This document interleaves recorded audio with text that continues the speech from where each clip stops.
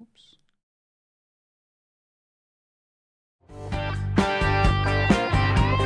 BruCast is back, baby. All right. Hi, everyone. Welcome back for another BruCast episode. Today's episode number 11. We have a... So, if you're first time watching, your first time in the channel, please make sure to subscribe and like. We're trying to reach the 100 subscribers by the end of the year. And our guest today is Baptiste Friscourt. But before we bring Baptiste in, I'd like to make a small announcement, or rather I say sponsor, about the BruCast shop. So our store is packed with tons of awesome goodies, from t-shirts to stickers to mugs, all featuring designs that celebrate your love for the show. Whether you're looking to treat yourself or find the perfect gift for a friend, we've got you covered. Make sure to check out the BruCast shop on the link below. We have a promo code which is BRU10SAVE.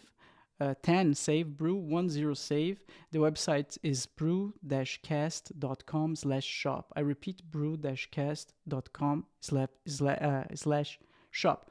Make sure to check the link in the description below.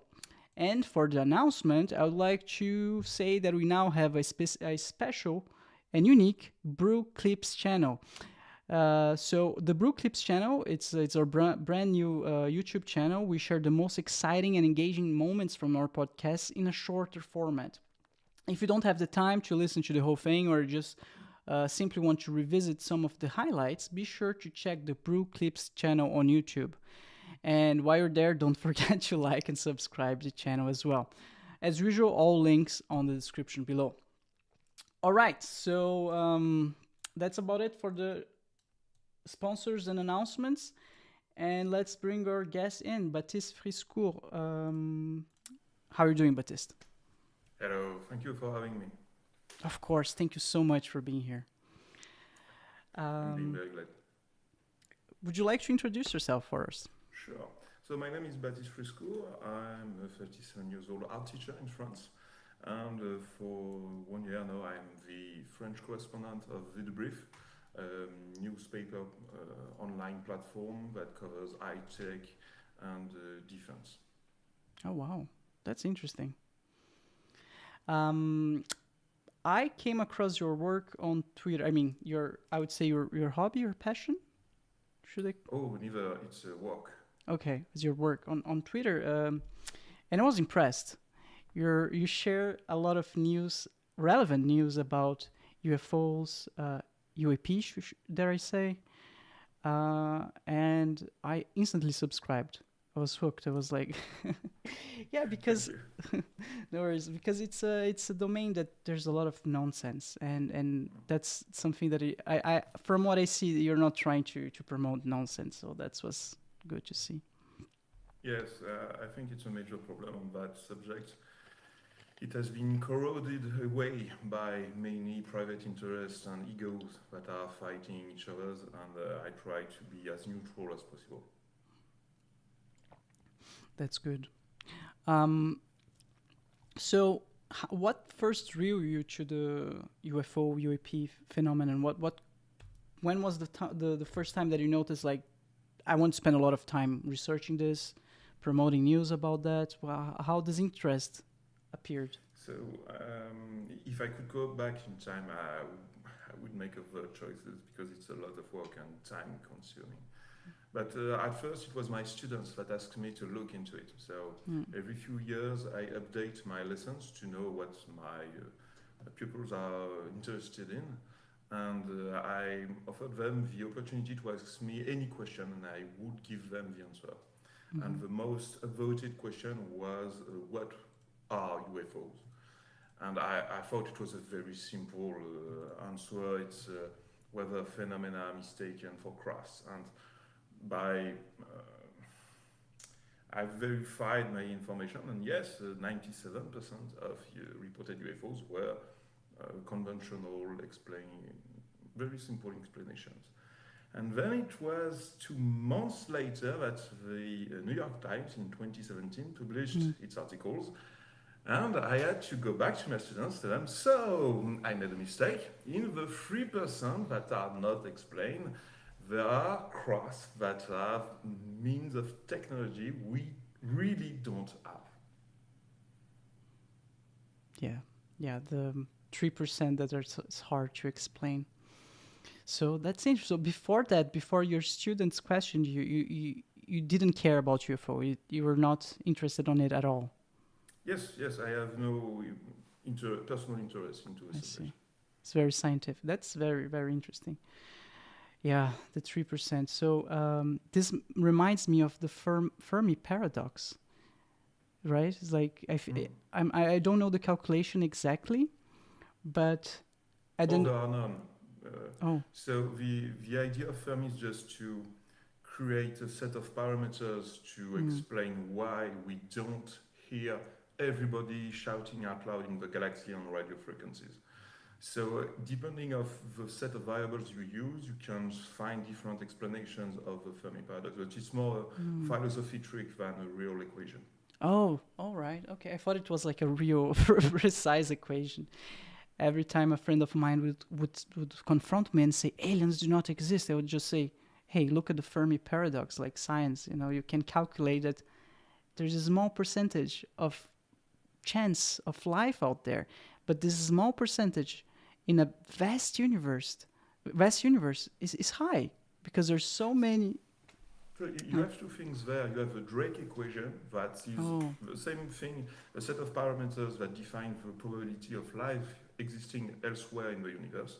And then you have the Fermi paradox. If the Drake equation has good parameters, we should have forms of life everywhere. So we should be listening to many other galactic civilizations. When we did SETI studies back in the 70s, we realized that it was not a very huge, large amount of signals that were overwhelming of receptors. So the question that Fermi asked was what is happening? By the Drake equation, we should have a lot of other types of life that are throughout our own galaxy, so pretty much near us. But in the SETI studies, we hear nothing. So Fermi asked, what is happening? And the Fermi paradox is that question. Drake equation, depending on the parameters, give you more or less probability of life existing. And Fermi asked the question, what is happening? All right, so Drake equation came first. Yes. Interesting. But the probability of life, I mean, same thing as Fermi, is just a way of properly asking the question. The question of was there life elsewhere in the universe is very old. In the 6th centuries, in the 14th centuries, 6th century ago, you had trials by the church towards scientists that were saying there is probably life elsewhere in the universe. So you have the case of Giordano Bruno that has been condemned at the church to be burned alive because he was defending that point. Yeah, I remember. I used to watch History Channel a lot, like Ancient Aliens. There's a lot of nonsense, of course, but one of the episodes was about Giordano Bruno. Yes, yeah. But coming back to the point, how you first became interested. I first became interested on aliens and life out there when I was a little kid. My mom used to buy me the UFO magazine. I would come out of school and she would just bring me, "Hey Bruno, I bought you this. I know you like sci-fi," and I would just read the UFO magazines on my bed and highlight the evidences for life out there. So I've been interested on this subject for a long time. I hear you. That's the same thing for my students. They are very interested in the subject. So the 3%, right? The 3% of cases that are out there and we can't explain. What? And we need to define what is that 3%. So when you take any country on Earth, there is reports of UFOs, to speak plainly.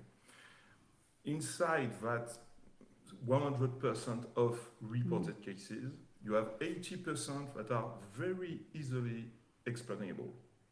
Then you have the 20%. In the 20%, you have 17% where you lack data.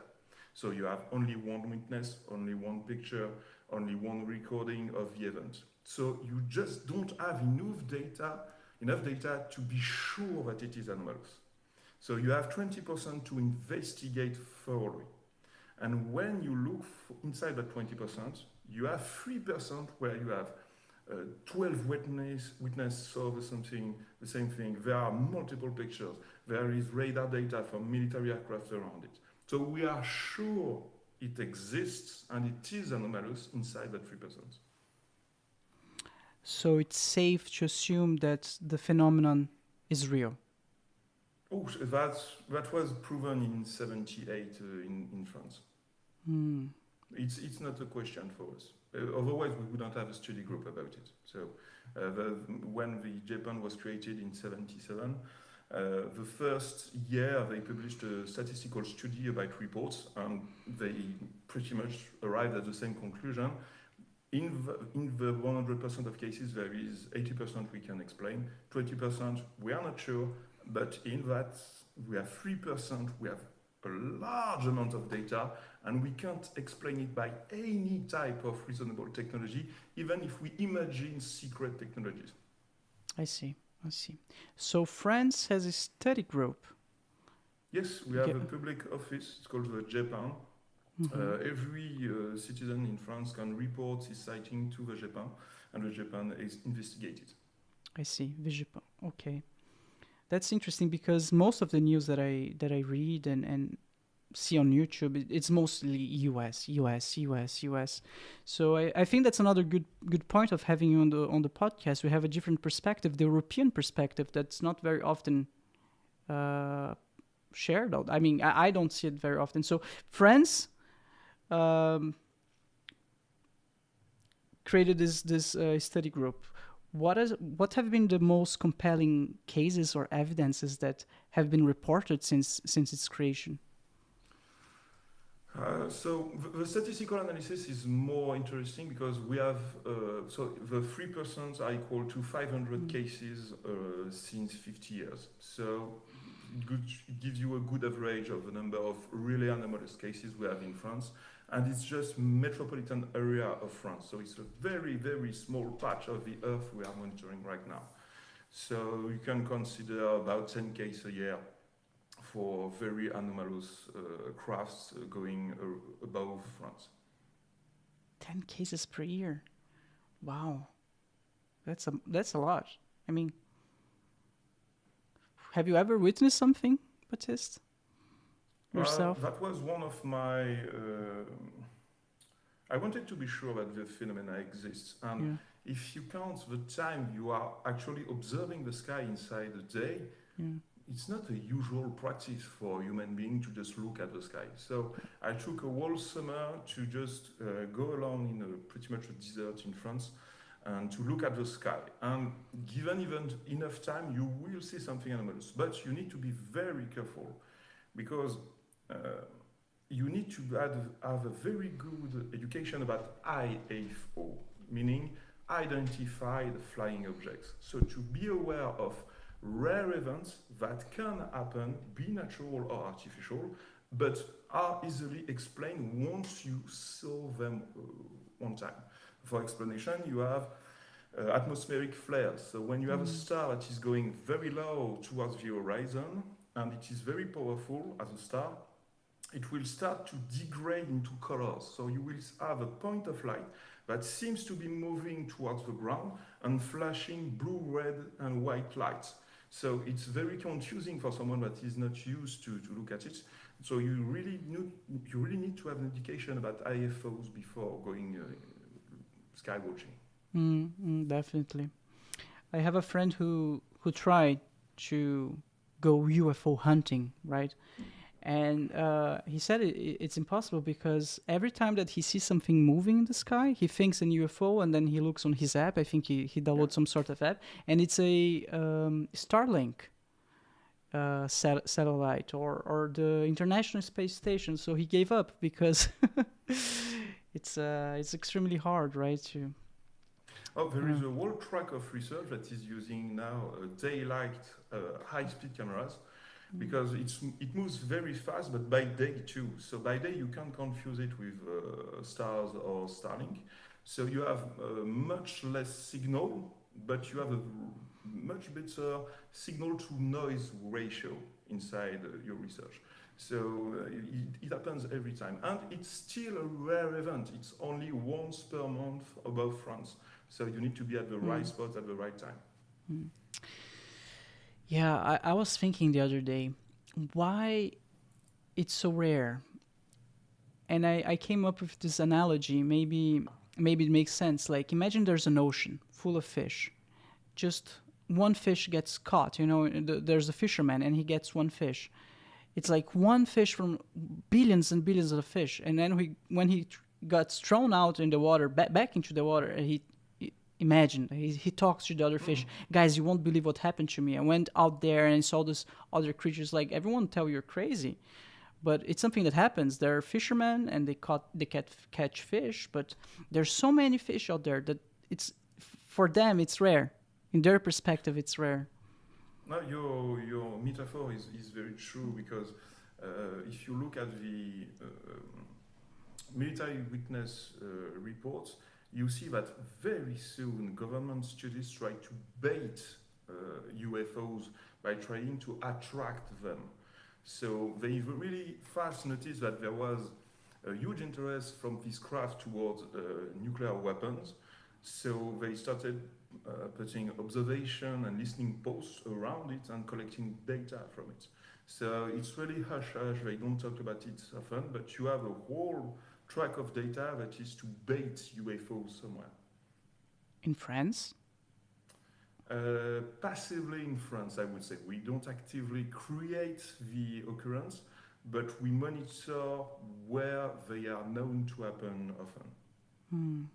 And we had Michael Vaillant, who was a Japan expert for 15 years, that did a point pattern analysis of the phenomenon across the whole territory of France to look for what was interesting for UFOs. And if you look at the map of France, you see a very dense area that concentrate UFO reports around nuclear and strategical nuclear bases or nuclear reactors for power plants.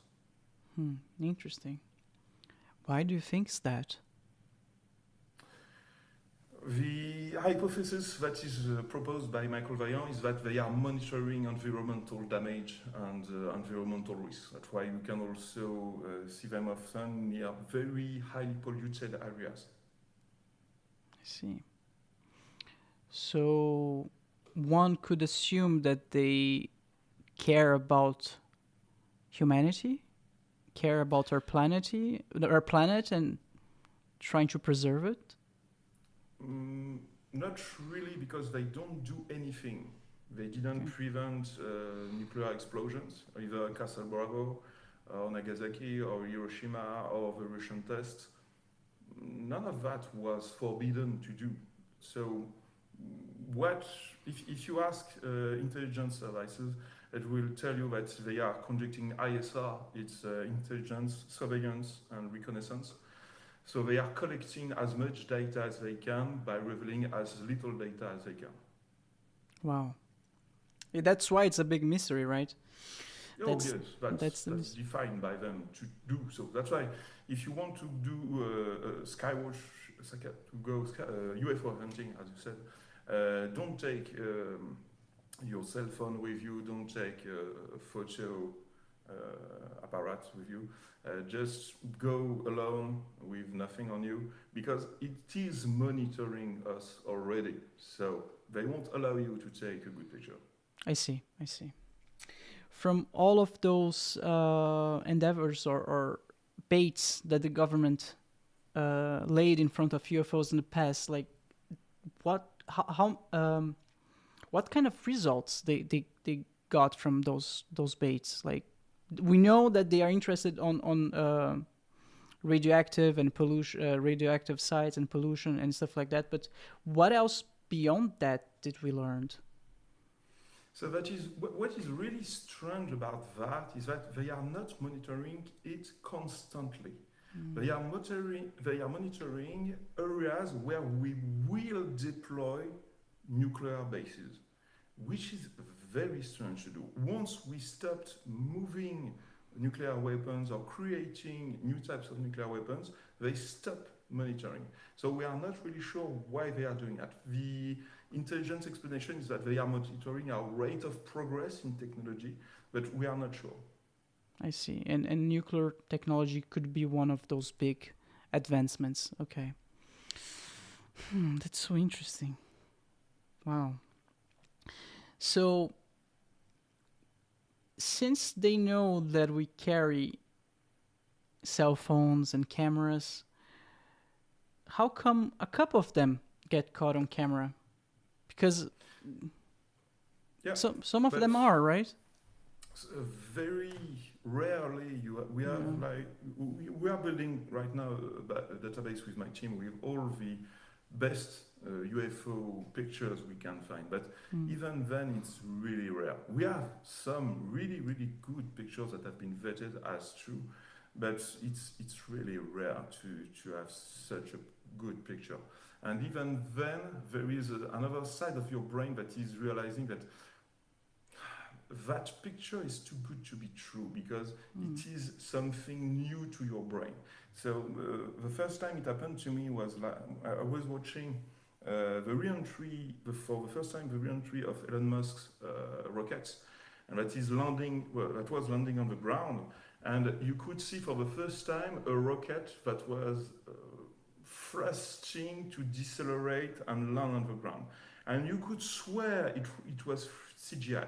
It was a true footage, but your brain was saying, that's just an action film, you've seen tons of it in your memory. But it was true footage, so you need to fight that also. So very rarely we have very good pictures that are thought to be recreation because they are too good to be true for many people. Makes sense. Makes totally sense. I had the same reaction when I saw the Elon Musk rocket landing. Yeah. It looked like CGI. So yeah. So if someone who never seen a UFO, don't even follow the subject, see one in the sky, his brain needs to adapt, right? I guess they have the same reaction. Makes sense. Oof, yeah. What is really interesting that our very good pictures come from people that saw a UFO twice, because the first time the brain just collects data on the new thing, and it just cancels. It's not a plane, it's not a helicopter, it's not a balloon, and it just goes through the whole list of what you have in your memory to try to identify what it is. And it takes several minutes to the brain to sort out everything it knows and just realize, oh, wow, that is really new. And then you can start to react. So that's a type of, like an hypnosis state where your brain is just trying to understand what it's seeing. But the next time, your brain knows that it is anomalous, and that's when you start to get really good pictures of it. Mm-hmm. Isn't there a code that says that goes like, any technology that is too advanced looks like magic? Yes, that's Arthur C. Clarke, very old and very good saying. There is a whole side of ufology that is really bothering me, that is leading towards paranormal and ghost stuff. And it's just the reason why scientists didn't take care of the topic for so many times. And it's explained very well about your sentence. When you encounter something that is really advanced towards you, it's just pure magic for you. So you try to explain it by magic. And you have UFO cults that are being made because people think it's new gods coming toward Earth. And I'm not kidding. It is really happening right now. It has been happening since the 60s. You have people gathering in creating religious church towards UFOs, and UFO cults are very, very bad for the ethics of the topic. So I'm sharing my screen. I think you won't be able to see it, but I'm sharing my screen. I looked for a UFO cult on Google. There's Heaven's Gate. Oh, there's a list. There's several of them. Yeah. That's insane. And they are very huge. Scientology is one of them. Oh, Scientology, yes. But it was based on a book, from all I know. But the book talks about alien. How extraterrestrials came in flying saucers to steal souls. That's insane. Yeah, because it's so hard to understand that you need to come up with an explanation, right? Yeah.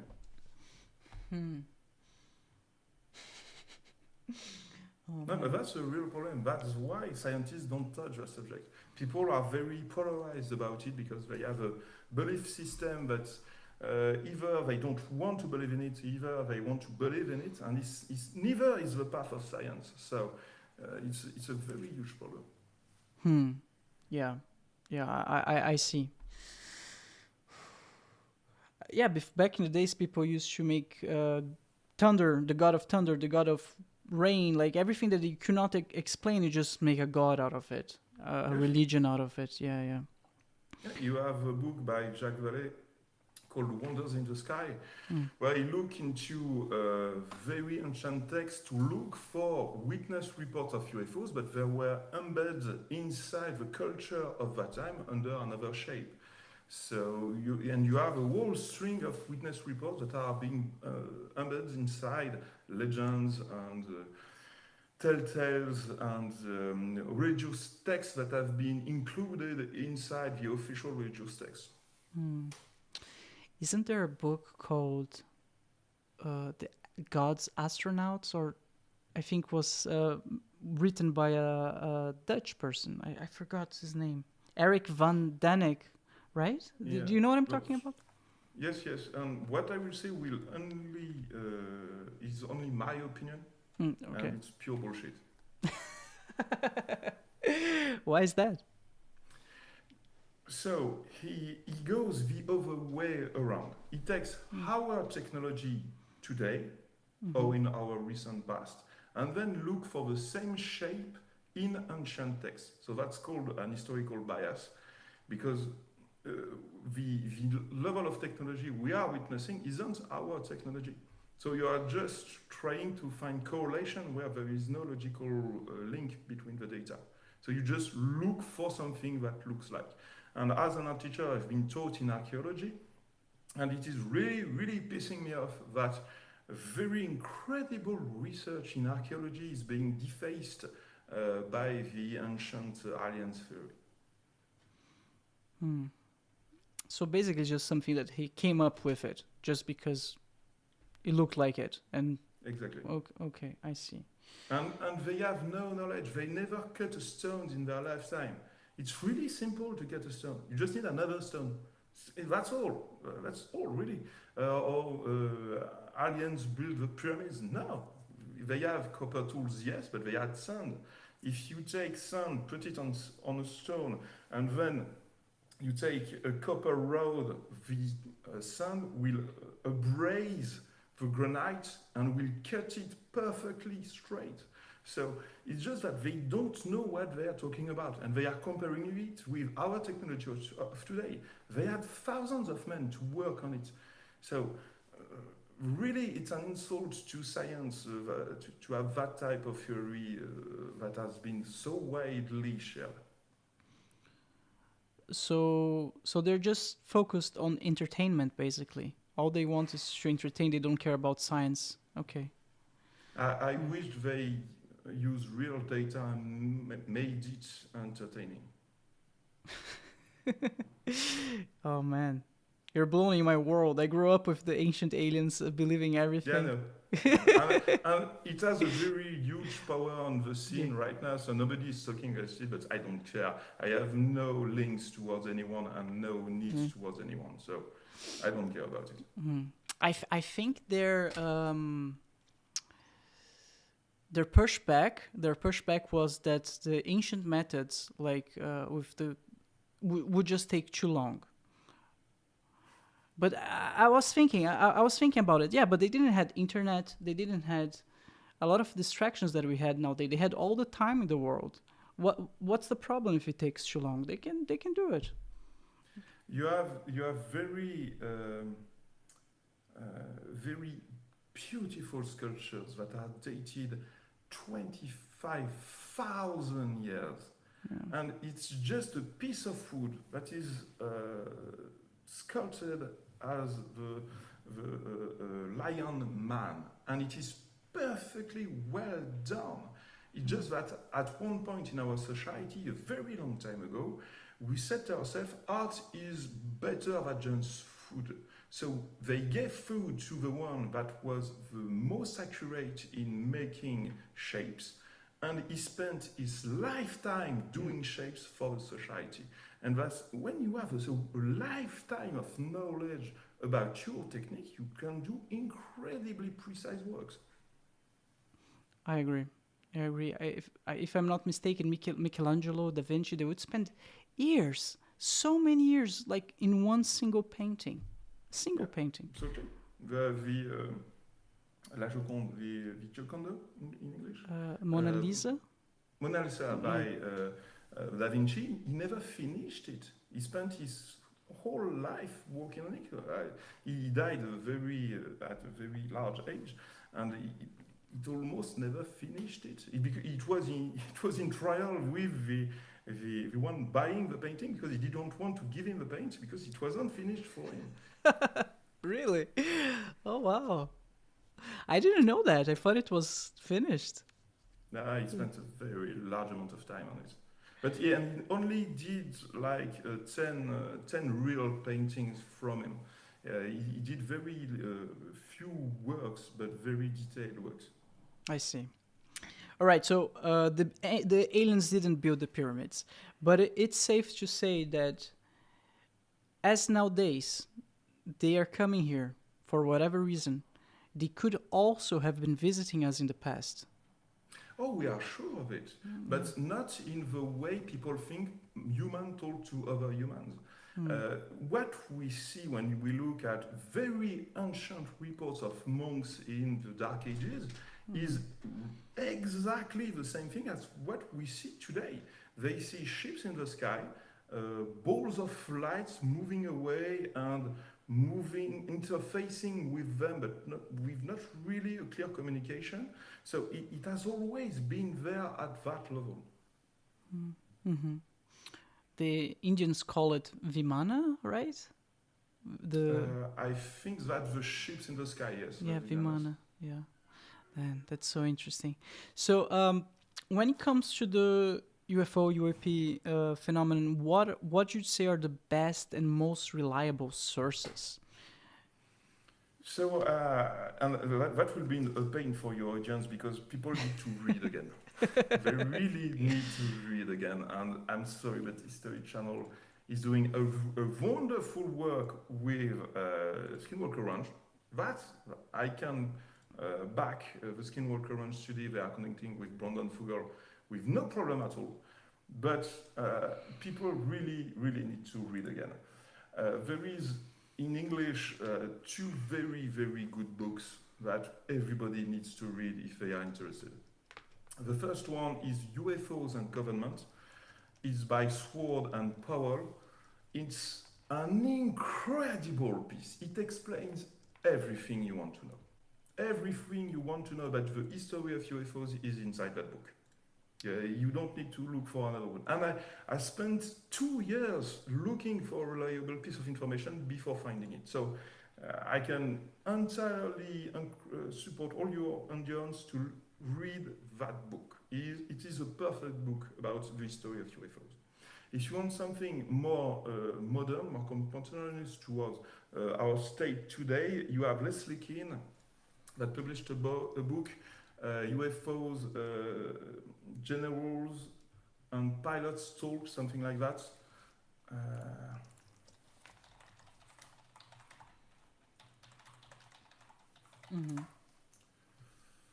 Generals, pilots, and government officials go on the record. And that is a very, very good book that is in part based on what we call the Cometa reports.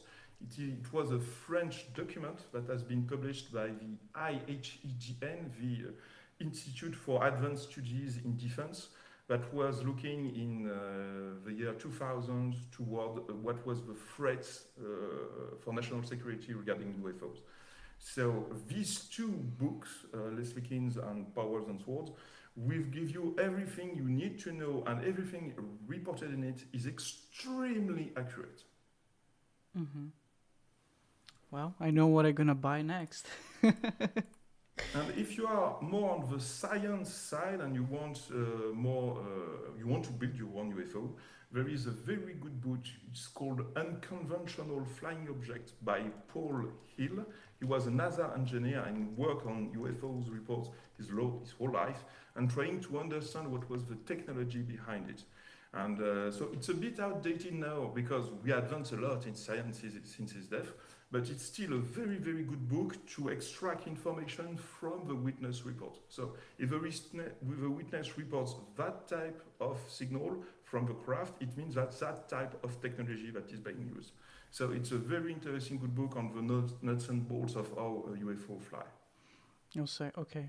So it's safe to say that those 3 books cover more ground and are more reliable than the entire Ancient Alien series. Oh yes, and it will take you less time to read these 3 books than to look at the 20 seasons of Ancient Aliens. All right, okay. How your perception of the world changed after you read those books? It didn't. I mean, It in didn't? science, Okay. we don't. How to say that?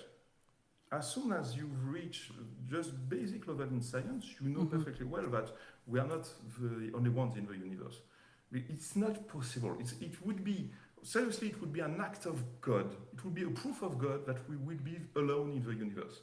That is so uncanny towards anything we know in science that it would be probably a proof that there is a God somewhere. Because everything we look at in the universe really, really looks like what we see in the solar system. So to be the only one to have life, that would be extremely strange. Extremely strange. I agree. What surprised me, what bothered me, was the silence of academics, the silence of governments, the silence of intelligence service about it. Because it is still a major sociological, scientific, national security topic. And to have it hidden for 70 years, that's what really bothered me. That's what points me towards, so much silence means they don't really know what it is, in my point of view. So because they don't know what it is, they just cover it up. But the problem is that when you know what it is, you can create a strategy to talk about it or to hide it completely. Neither is active right now. So I think that if someone knows everything about it, and I doubt that very much on Earth, it's a very, very small group of people that don't have all the means they need to control the situation. And that's why we have so much silence. Yes, I think there has been a lot of science for a long time, silence for a long time. But if I'm not mistaken, recently Space Force shared this information that we will be facing space threats soon. So they're talking about it, but in a bad way, like we should be afraid of it. No, it's double speak. They mean space wars behind Russia, China, and themselves. That's what they mean by space threats. So you have a very old treaty that forbids you to put weapons in space. You can have ground-based weapons, but you can't have weapons that are stationary in space. Right now, that is the treaty that is being breached because China wants to have its part of the moon, wants to have its part of Mars, wants to have its part of the solar system. Russia wants its own parts too. And US would like to have control about everything that is happening. So there will be, and I'm pretty sure it has already been done, that there will be space-based weapons that will be launched in space by the 3 majors on the subject. And when they talk about space threats, it's literally right now spy satellites that are literally pirating going close to other satellites and intercepting communications towards them, or removing them from orbit and destroying them. Wow. So that's the Cold War that is happening right now in space. Of course, it is double speak. So everything they say about terrestrial, Earth-like threats can be applied to something that wouldn't come from Earth. I see. Okay. What was so the whole point of creating Space Force to begin with was to prevent or fight those conflicts between humans then? Was not... Oh, yes. Okay. When I first heard about Space Force, for me it was, okay, we need to prepare for the aliens. The aliens are coming. Well, it felt like a joke, to be honest, when I first heard that they were creating... It was made as a joke by the other army corps that didn't want to have a Space Force because it meant less funding for them. Okay. It meant that the Air Force has to divide its budget to give it to a Space Force, so every part of the US military was against. But it was very much for terrestrial application. I see. Isn't there a Netflix show called Space Force? I think there is. Yes, with Steve Carell, I think. Exactly. I looked at it, and I liked it. The last scene with the Chinese and the Americans on the moon crossing each other, pretty funny scene. So is it safe to say that other countries also have their own Space Force? Or they're planning on creating one? It depends, because first you need to have access to space, and all countries on Earth don't have access to space.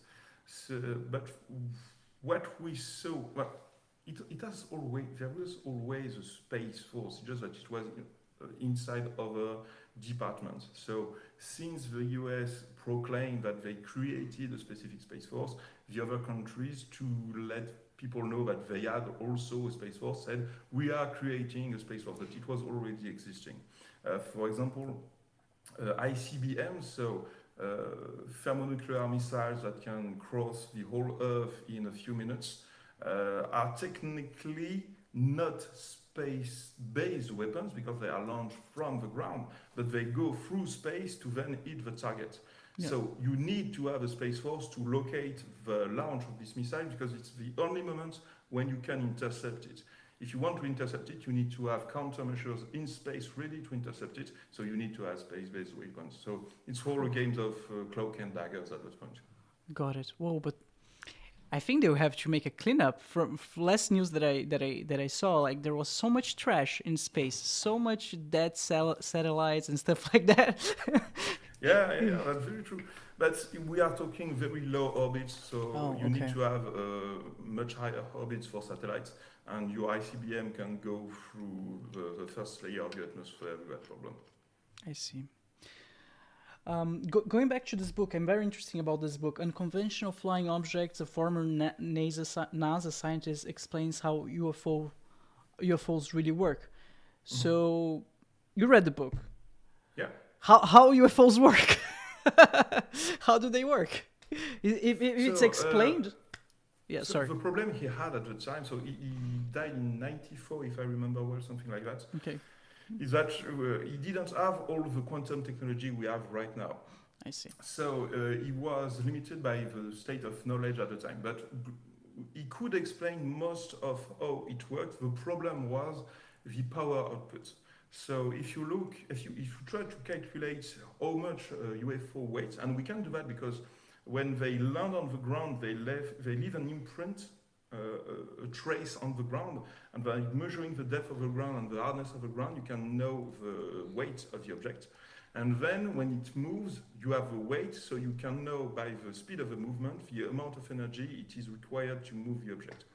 And when you put everything into the formula, the power output is just ridiculous. It's like one thermonuclear explosion per second to achieve that level of output of energy.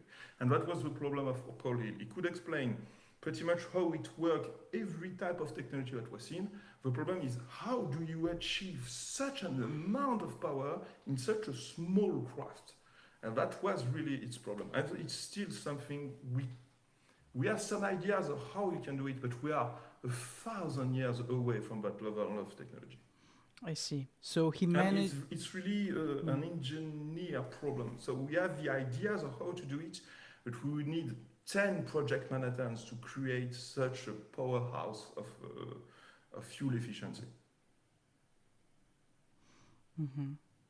I see. So Paul basically deciphered. He managed to grasp a little bit of the science behind it, but still, it's not enough. Do our technology is still not enough to recreate it, right?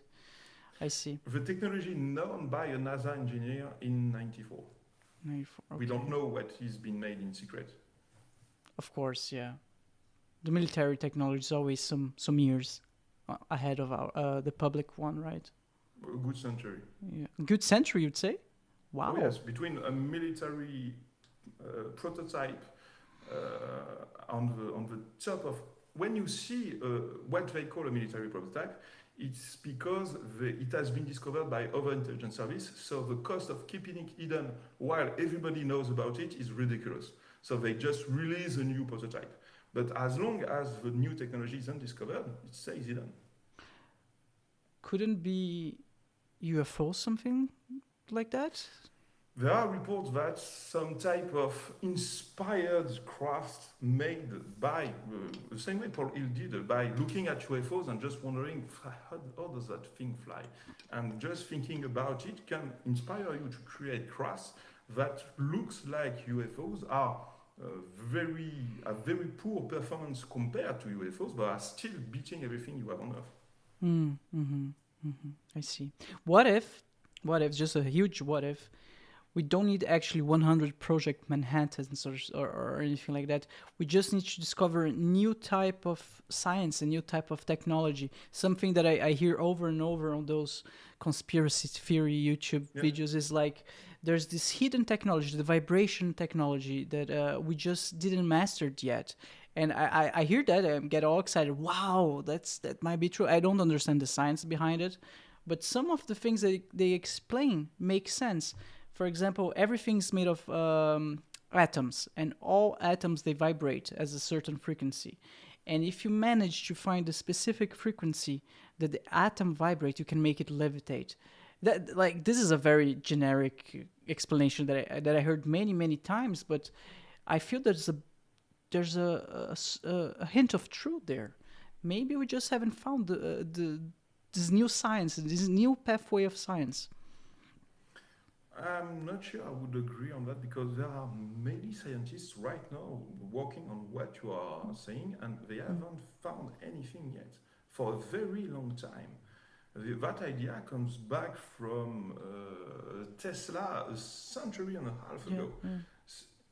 We have nothing properly working about it in the public domain. So to imagine that the military managed to crack down how it worked, and that they have been using it at the same time, creating an entire military industry around obsolete tech, because they have much better in reserve, that is very much a stretch. And I know several networks of scientists that are working on what we call anti-gravity by exogenous means. They haven't found anything yet, and it's been decades now. I see. All right. So there's... Same thing. The science we know is very well confirmed.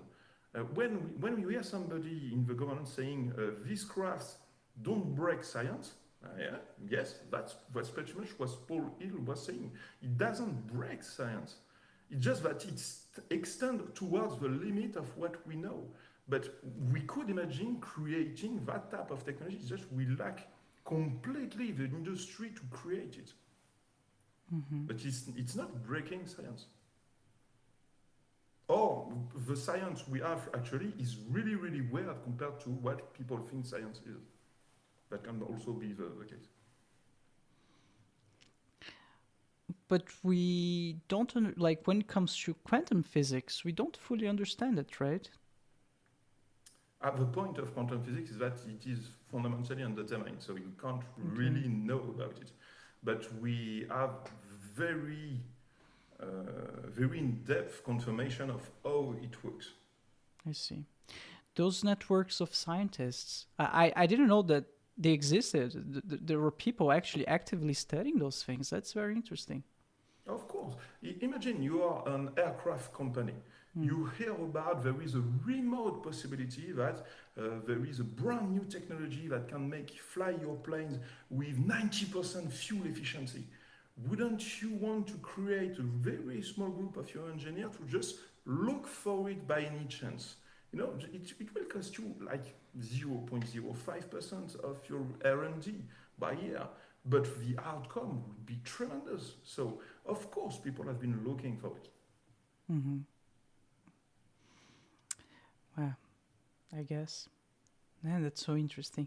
I was thinking, while we were talking, I was thinking about, you previously mentioned about how scientists were weighting the weight of the crafts by the marks they left on the ground.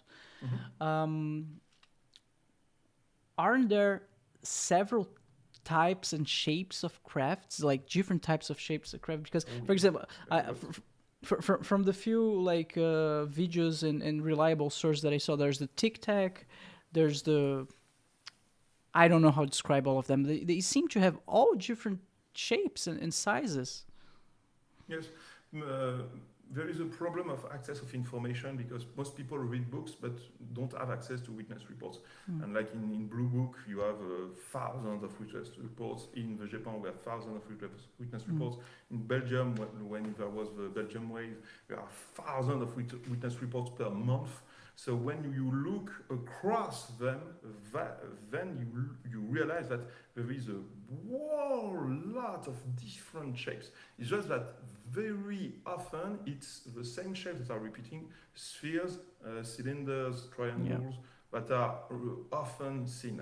But if you look inside the whole entirety of reports, there are very, very strange shapes that have been seen. Mm-hmm. I think this podcast, Weaponized, with George Knapp and I forgot, Jeremy Corbell, they recently shared this mogul orb. It's like it's just a sphere. Yeah. It's so interesting, like how this thing can fly. Wow. What you make of Bob Lazar? I don't care about him. I'm all of the source I trust in the film say to not care about him, and he has nothing to show either way. So, if you can prove what you say, what's the point of talking? So nothing that he says can be proven? No. No? Okay. He hasn't been able to prove. He said that he had the fuel element 115. He never showed it for counter-examination. Never showed any proof of what he did. The only proof we had is that he worked for Los Alamos at one point for security check, if I remember well. But that's all. So I recently rewatched the podcast between Bob Lazar and Joe Rogan. I think his story is that he was recreating, like he was trying to understand the technology from the craft and trying to recreate it. But he didn't make a lot of progress. But again, he has no proof, right? It's just a story. Yeah, it's just a story. People need to realize that it's sadly, it has been a field where there was disinformation campaign that were being organized by intelligence service. So we know that because in 1971, the Australian intelligence service contracted one of its military advisors, William Turner, to understand what was happening with UFOs, because Australia is very linked to the US, but they were realizing at the time that there had a lot of witness reports that was very worrying for Australian defense. So they contracted William Turner to look into it, and he made a planetary level investigation of what was happening. And his final report is there is definite proof that the CIA convinced the Air Force to create a disinformation campaign toward the subjects to slow the research as most as possible.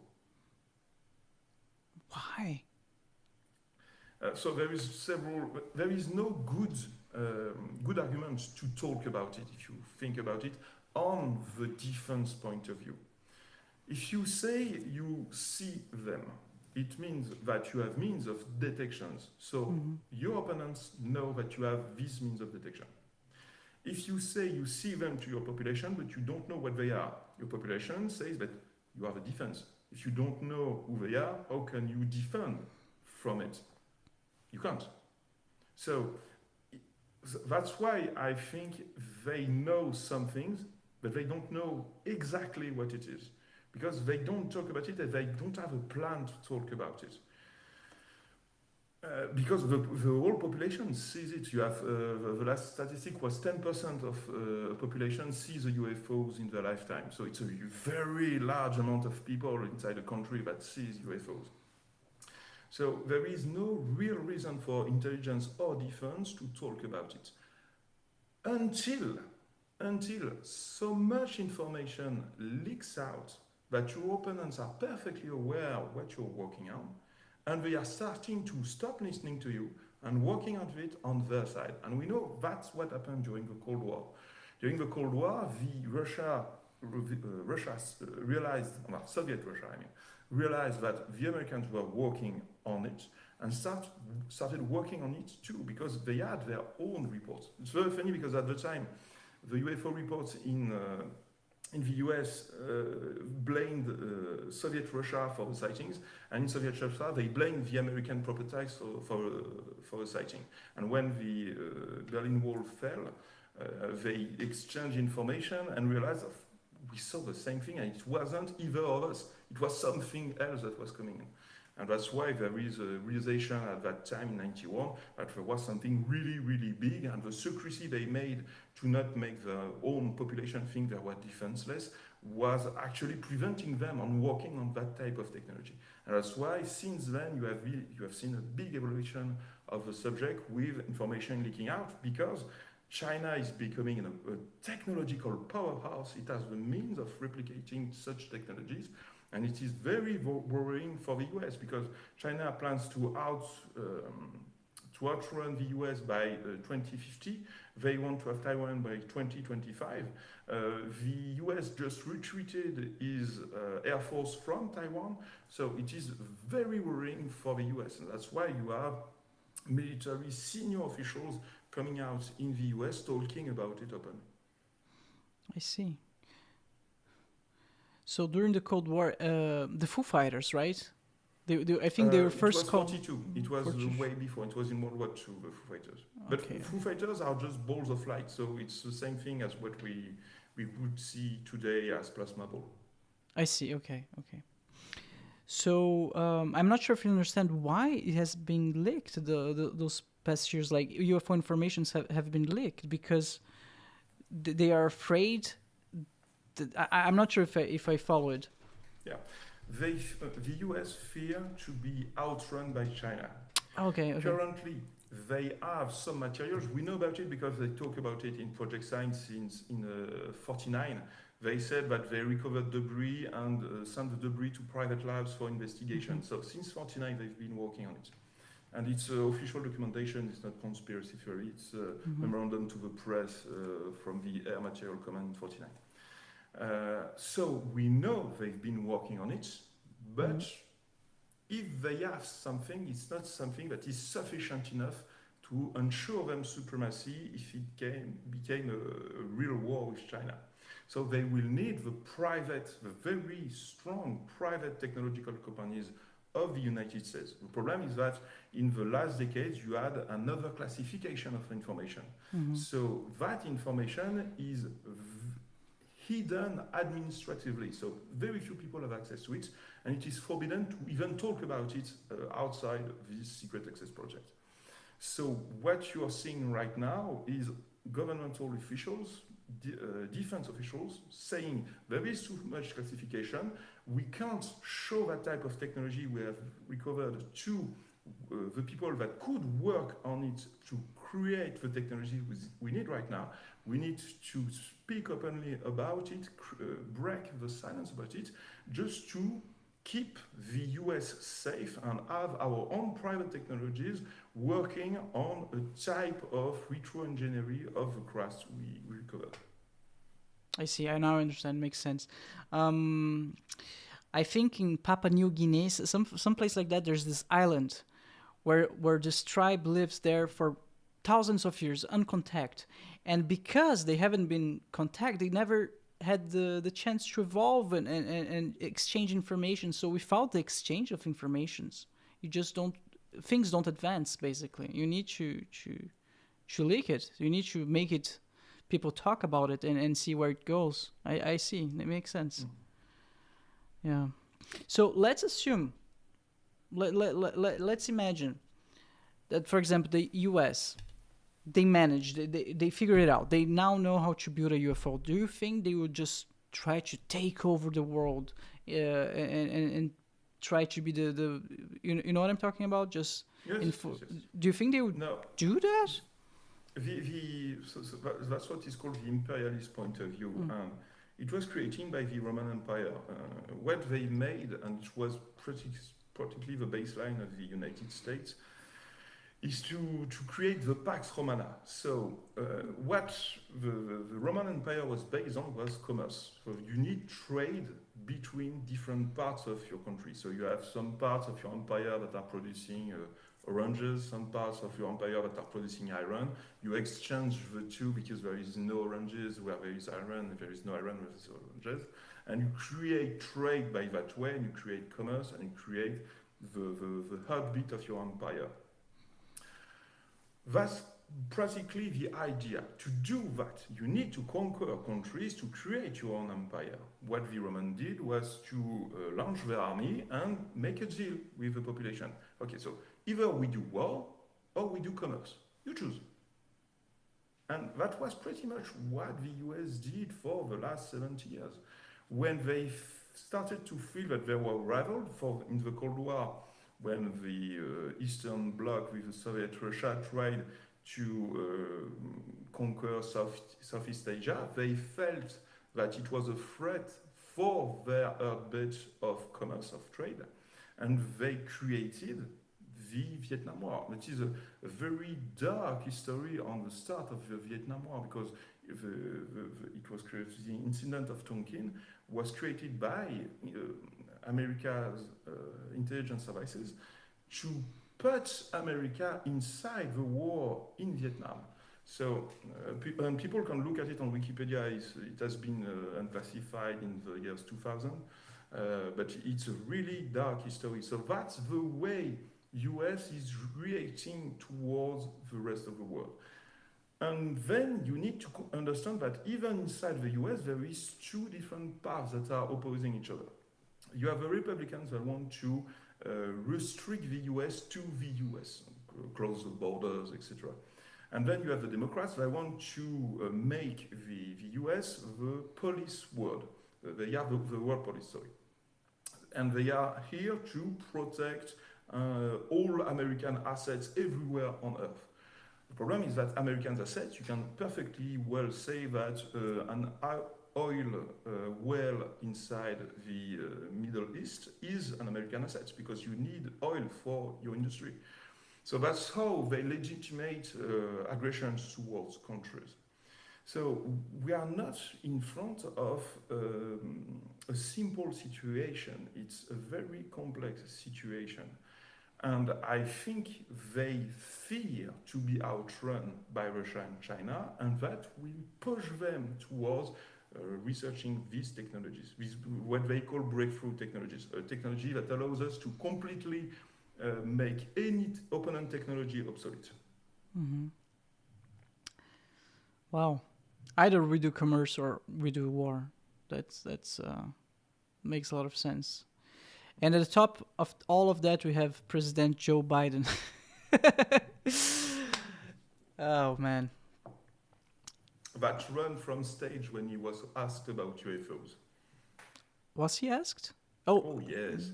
When Barack Obama, it was 1 or 2 years ago, Barack Obama gave an interview and he was asked about UFOs, and he said, yes, we detect very advanced crafts in our airspace. We don't know what they are. It's really worrying. We don't know really what to do. The week later, President Biden had a conference with presidents of South Korea, if I remember well, and a reporter asked him, Barack Obama just said that, and you worked with him for 4 years. What do you think of it? And Biden answers back, asking the question again. And then you see him literally running off stage, and the South Korea representative staying at the desk because he did not understand that it was finished. And so you see Biden gesturing the South Korea representative to come out of stage because he just ran out of stage. So that's the level of Biden on the question. That's crazy. That's crazy. Even if they're, it's so weird. They're leaking stuff, but they're not willing to openly talk about it. You need to be aware that there is several factions currently at war inside the United States military and intelligence service. So it's really, really hard for them to overcome the resistance that there is to that subject. There is a whole part that is very anomalous for us in France because we kicked out religion in our state completely. But in the US, religion is a major ethics way of considering things. So if you go back in 52, one of the really troubling reports we have was a meeting between the different parts of the US military and US intelligence that were looking into UFOs. And 52 is the year that where you have flying saucers literally going above the capital of the United States, Washington, D.C. They are intercepted by jet fighters that shoot at them. Debris fall from the craft. They are recovered and then taken back by Wilbur Smith, Canadian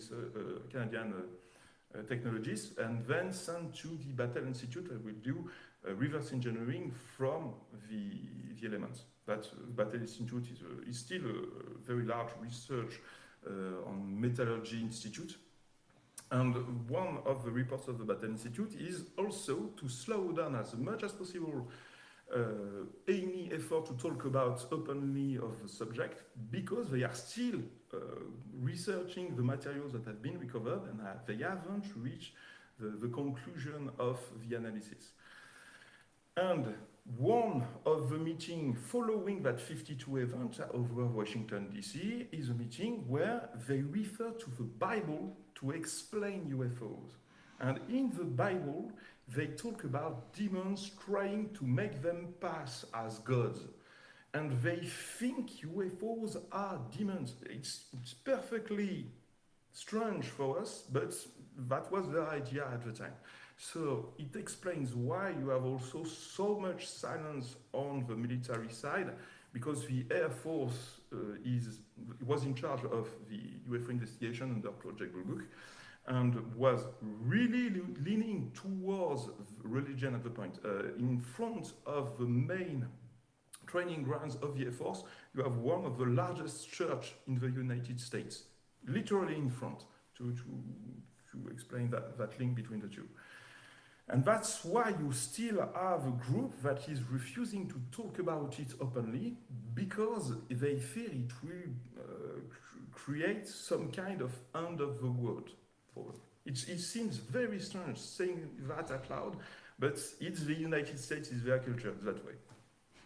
I see how they could think that, but I doubt it. I mean, so many things changed in 70 years.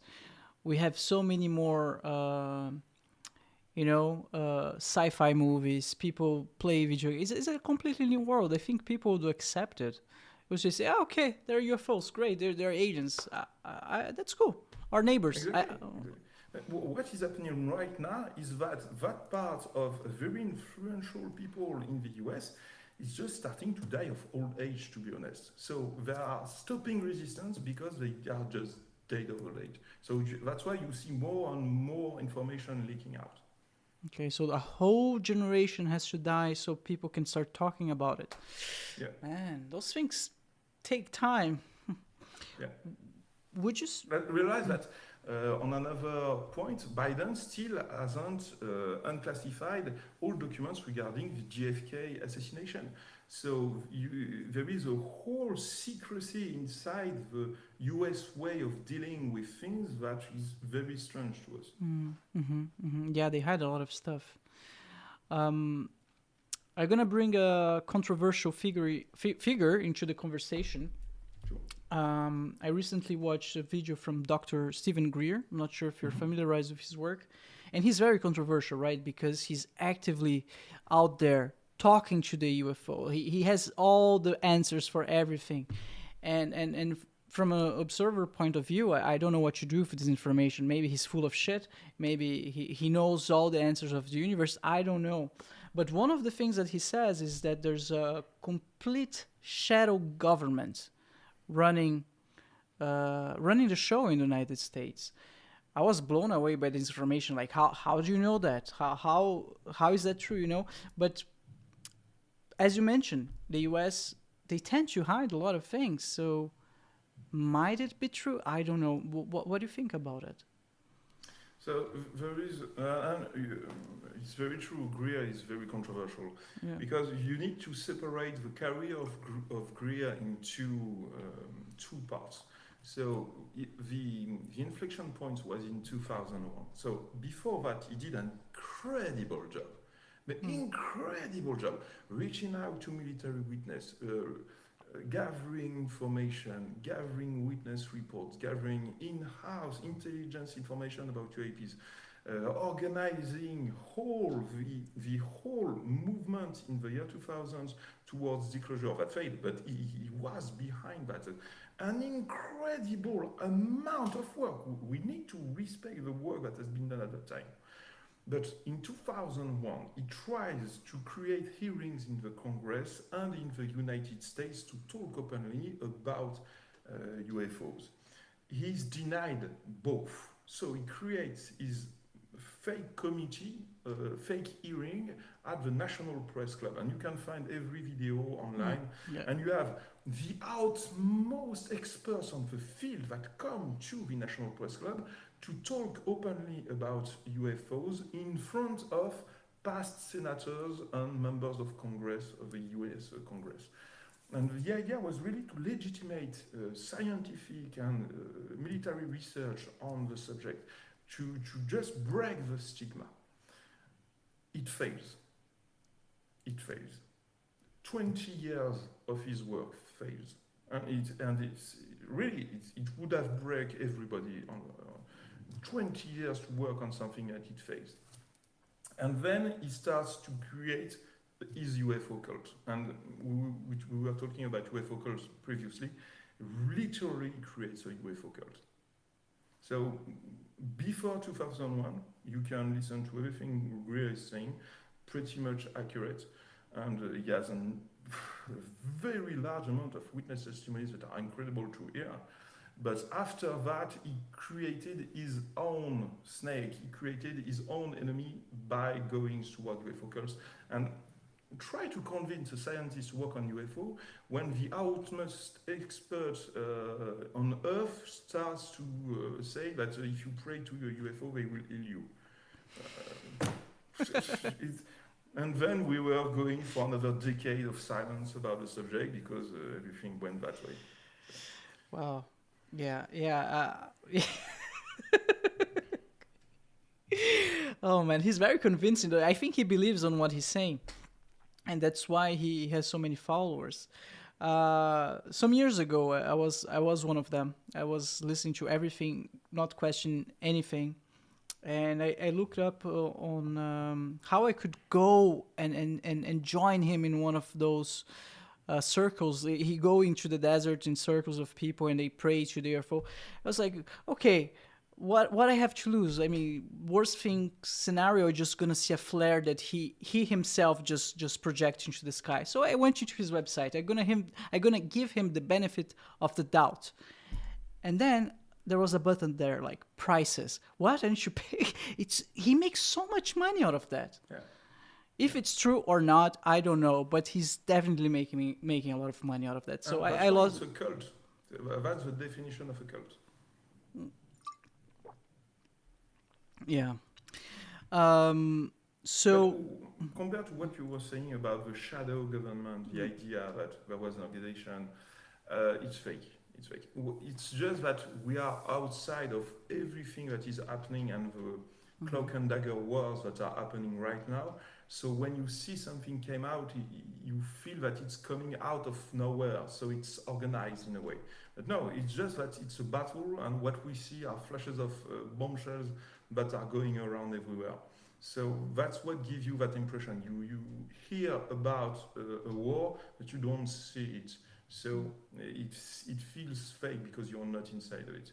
But that's why it's like if you take the history of the laws that have been created to make the Congress aware of it and create the Arrow and create all the groups that have been investigating the case. You see, congressmen trying to push a law, the DOD cancelling it out. They start again on a new law. DOD erase half of the law. And it was the third or fourth time that the law was finally passed and with very huge restrictions of what they can achieve or not. So there is really, and you need to really to look in depth on the subjects to track that war that is going on inside the US administration. But you can see the effect of the war and the DOD losing grounds furthermore and furthermore. So DOG is losing ground? Oh yes, they've been kicked out several times now. Oh, wow. But do you think we will have disclosure in your lifetime? I think it's the wrong question. I really don't understand why people are waiting for the military to give them an answer about extraterrestrial life. I see no logic. The military is made to not share information. If you share information in the military, you die. If you tell to your opponent what you're doing, you die. So the point of the military is to not talk about it. The point of the scientist is to talk about it. So I have no clue on earth why the questions arrived in the DOD. To be honest, I really don't understand that point. You need to convince scientists, you need to convince politicians to create a trust fund to finance scientific research like the Galileo project of Ivy Lab, like UAPs, like other initiatives that are going on that are scientifically researching the subject. And then you will have study published in peer-reviewed journal, you will have a debate among scientists, it will take 15 years, but that should have happened in 1960s. And we are behind, but because of us, because we have been fueling all that part of paranormal research, all that part of ghost research, all that part of telltales about it. So scientists have no interest in it. So we need to cancel out the noise we created on the subject. Say no. If there is a physical craft behind it, we can record signs. Signals from it, and we can extrapolate technology's breakthrough and a whole new understanding of high energy physics with it. And then you will convince scientists to work in it. Makes sense. Makes a lot of sense. NASA recently announced that they are creating their own study team devoted to UAPs. Would you say that's a step on the right direction? In terms of legitimating the research, but people need to understand that administration will always be the last to acknowledge something. So what is exactly doing NASA is to create an audit group to check what instruments could be the best used to look for UAPs and then send this data to the Arrow. If the Arrow on its side finds something that could be extraterrestrial, it will then forward the data to NASA for review, and if they both agree, it will then jump up to the DNI and Undersecretary of Defense to validate that there is an extraterrestrial case. So again, it's going directly to DOD. No, because you have the DNI inside of it, so it's both military and it's the oversight of the military. So that's the level above. Right now, you have Donald Moultrie, that is the OUSDI, that is cancelling out any information inside the DoD about it. And the step above him is the Undersecretary of Defense and Director of National Intelligence, and he can't go against them, he is under them. So the idea is to have the arrow directly reporting to them instead of Moultrie, to have them reporting the data to the Congress afterwards. I see. So we could actually get some information, some cool data out of that. Yes, on the few years. One of the advantages of having a military investigation group is that inside the public science you will be doing, you will also detect military aircraft that are prototypes, that are new types of aircraft, and you will mix them with the true UAPs you are looking for. So at one point you will have to have your database clean out of military prototypes to be sure you are looking only on anomalous crafts. I see. It's crazy, man. Something that I've been thinking is like, okay, they just announced NASA that they're gonna create this research group and they're gonna start doing this whole work, but they have been looking at the skies for so many years. It's NASA. That's what they've done their whole life, and just now they are creating this research group. I'm sure they found many evidences in the past, and for whatever reason, they either hid it from the public or they discarded. I don't know. But why do you think they waited until now? Now it's the moment to create this research group. So you need to track back to when the decision was made. So, okay. The Maverick in the opposition is Bill Nelson. Bill Nelson was briefed by Mellon's team when he was still inside the US Congress.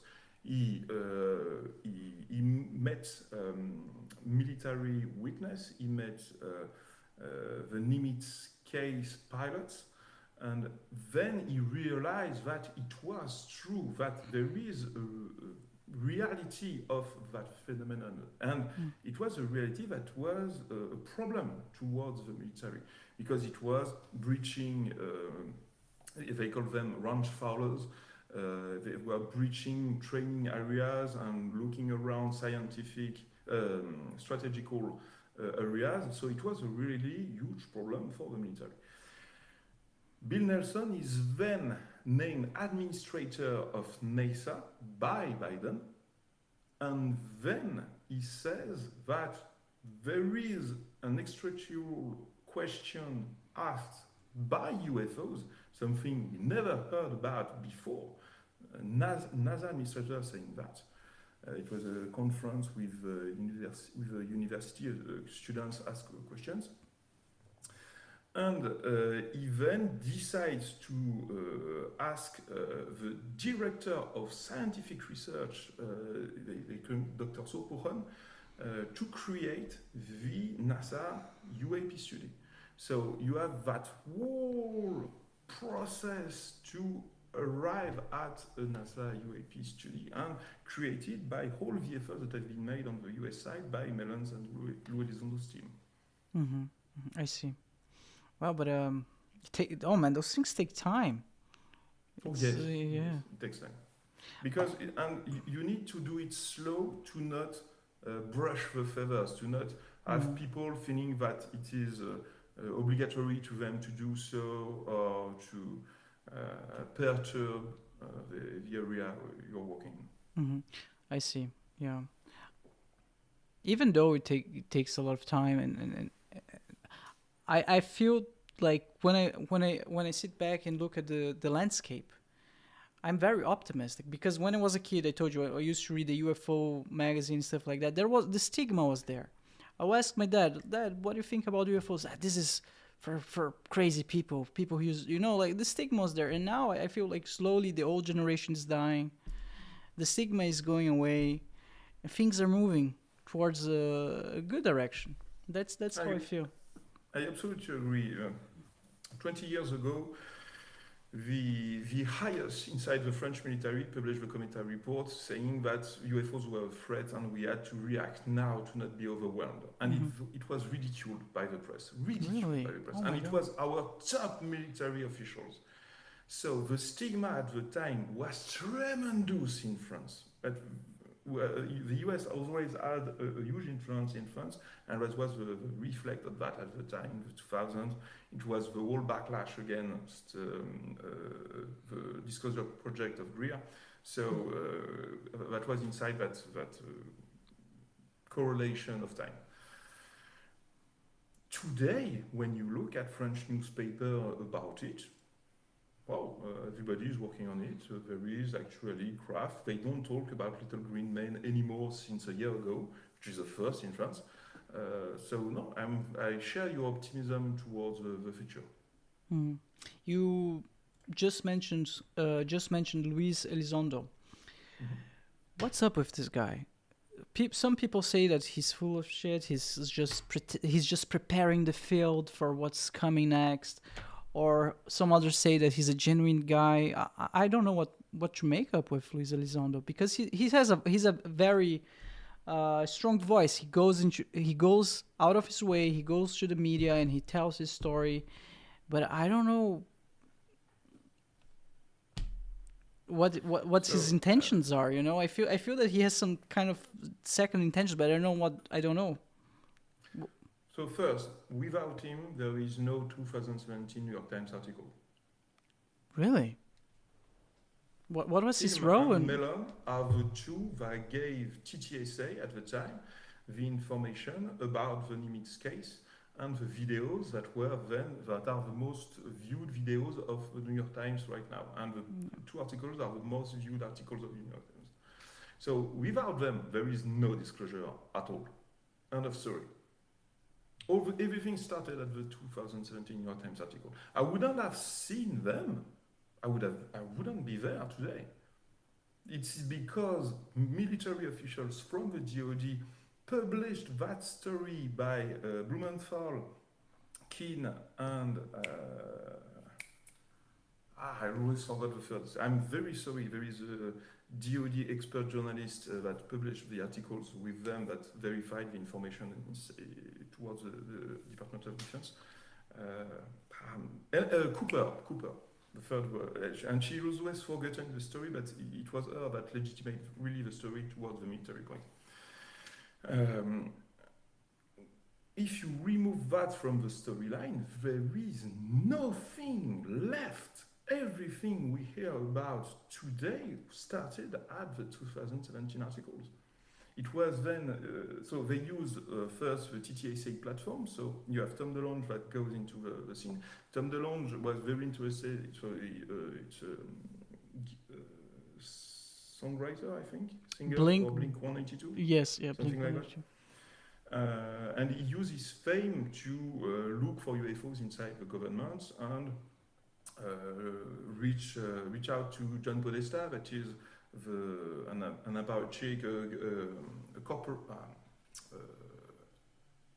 somebody that worked for the political apparatus for a very long time inside the Clinton administration, and he's very interested into UFOs too, and he spent his whole mandate trying to extort information from the Air Force when he was working for the Clintons. And then you have WikiLeaks, the information between DeLonge and Podesta are leaked out to the public, so reputation is toast, and that's why you have the creation of TTSA afterwards by senior military intelligence officers in the US and Tom DeLonge to try to break out that subject to the general population, because they fear China and Russia will soon overcome them by looking for these technologies, these breakthrough technologies based on UFO technology. Mellon and Luis Elizondo are reached out by that team or reach out to that time. I'm not sure in what way it was made. And they joined the team. So Elizondo and Mellon joined TTSA, and they use the network of TTSA to create in December 2017 the New York Times article. So everybody that is criticizing Lou Elizondo needs to understand that if you remove him from the timeline, there is nothing. Even Mellon, Christopher Mellon, that is fourth in order from the top intelligence in the US, asked to be briefed on UFOs by Lou Elizondo to show you how high Lou Elizondo was in the chain food of the DoD.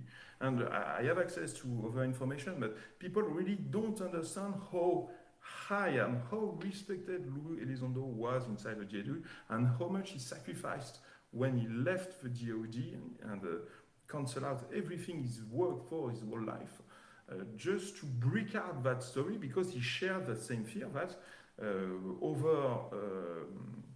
other countries could reach that breakthrough technology before them because they have too much secrecy in the US, and it was necessary to have the public told about it. What really made them arrive to that decision was because with Mellon, they agreed that it was a really huge problem, and they wanted to brief Secretary of Defense Mattis at the time, and they were forbid to do so because people were fearing that the reputation of Mattis would be damaged if people knew he was interested in or briefed even on UFOs. And that's why they then went public. So it's really a battleground with every different factions trying to cancel each other. Battle of information, battle of interests. Yeah. So why Louis Elizondo quit? So he quit, right? Mm-hmm. Or he was fired?